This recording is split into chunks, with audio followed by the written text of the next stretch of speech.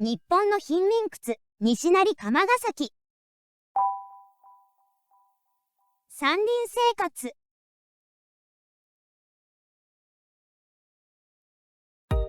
どうも、おはようございます。山林生活チャンネルの管理人、山林生活です。大阪市西成区。政令指定都市、大阪市の一つの区です。しかしその名前は、治安が悪い、事件が多い。このように悪いイメージが一人歩きしています。でも、本日はそのイメージを払拭するつもりで西成に来ました。私は何度か西成を訪れております。初めて行ったのは2005年頃です。大阪には日本一治安の悪いスラム街がある。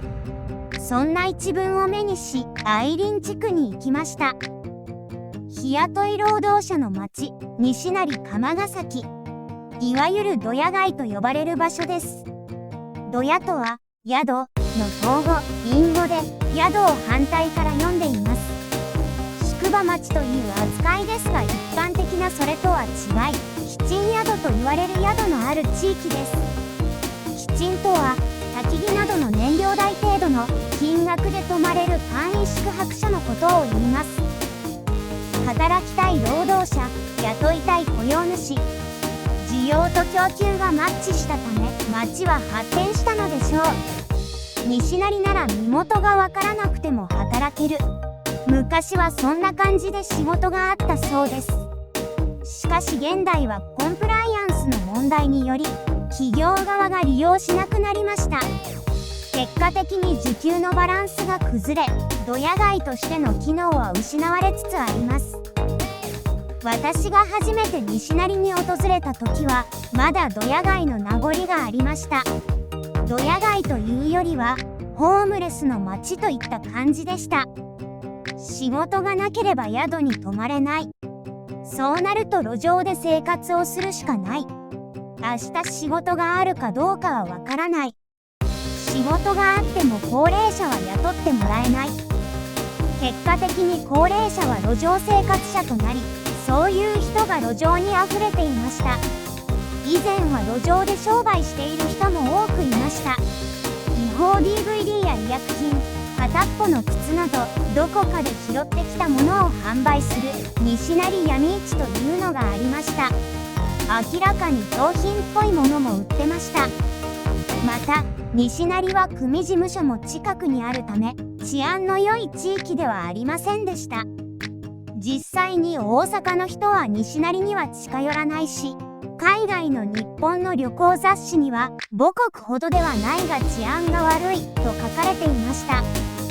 こんな感じで異質な雰囲気でしたが、今はだいぶ変わってしまったようです。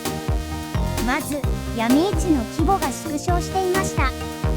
以前は南海本線のガード下に露店が並んでおりましたが、現在は撤去されて駐車場に変わってます。釜ヶ崎の象徴であった愛林総合センターは閉鎖されています。建て替えるため、今後取り壊すようです。建て替えの理由は老朽化によるもの。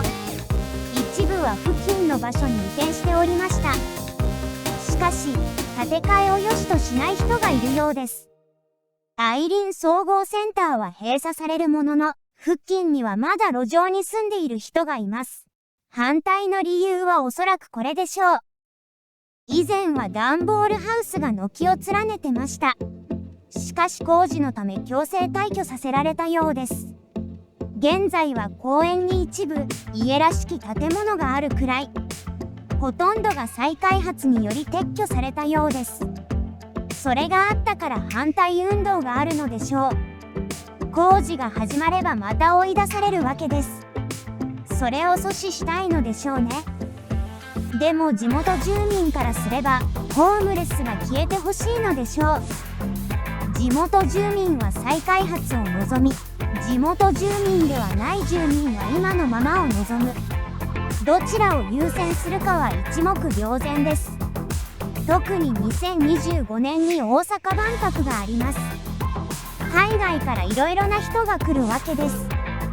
釜ヶ崎や飛田新地は世界に隠したい部分です。見えないものには蓋をする。それが今、西成で起こってることです。現在、釜ヶ崎はマンションを建てています。こういう建物ができてくれば、ホームレスも居づらくなるのでしょう。釜ヶ崎は寄せ場の簡易宿泊所のある町から外国人向けの宿場町に変わっています。治安は悪いがそこまで悪いわけではない。それでいて格安で泊まれる施設があるわけです。バックパッカーには重宝されているようです。関西は京都などの観光スポットが多いです。しかし宿泊施設が不足しているのも実情です。民泊も増えているようですがまだ足りません。西成なら繁華街も近くにあり、京都に出るとしてもそこまで不便な場所でもない。関西国際空港にも近い。そんなわけで観光客も多くなっているのでしょう。西成であれば1000円以下で泊まれます。光熱費込みで Wi-Fi も無料。風呂は共同だけど入れる。それが1泊1000円以下なんです。1ヶ月泊まっても3万円以下です。普通にアパートを借りて生活をすれば、水道代、電気代、ネット代などなど、これらを合わせると1万円くらいかかります。それがここでは宿泊費込み込みなんです。これであれば生活保護受給者でも生活できます。実際に西成では4人に1人が生活保護受給者のようです。日本の生活保護受給率は 1.67%。つまり1000人のうち17人が受給しているのに対し、西成区では 23.7%。つまり1000人のうち237人が生活保護受給者ということです。こうなるのも生活ができる環境が整ってるから。国民年金の満額が6万5000円なので4万円でやりくりできるってわけです。年間30万円で住まいも光熱費も用意できる。いいシステムではないでしょうか。釜ヶ崎こそセーフティーネットなんでしょう。土地買って小屋建てて最低限の生活をするよりも釜ヶ崎に長期滞在をする方が良さそうです。ホテル暮らしも夢ではありません。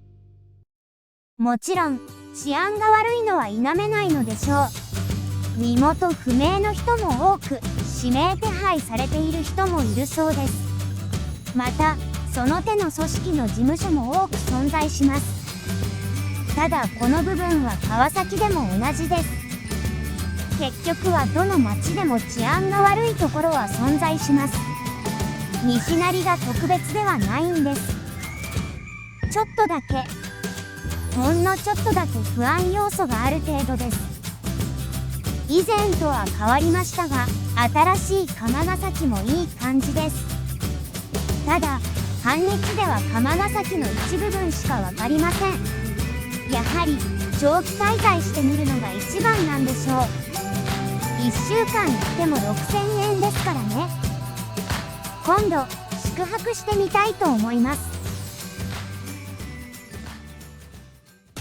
ということで、チャンネル登録、高評価、よろしくお願いします。